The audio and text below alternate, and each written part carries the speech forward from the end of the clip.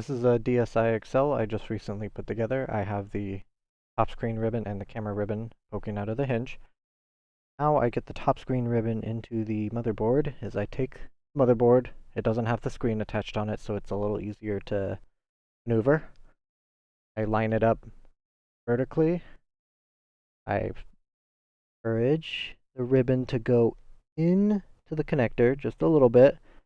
And what I do is I press the motherboard and the hard part of the ribbon cable, that like amber color, against the shell, and I push down on the motherboard until I feel it go in. You will feel it. Then with my fingernail, flip the connector, and that ribbon cable is fully seated.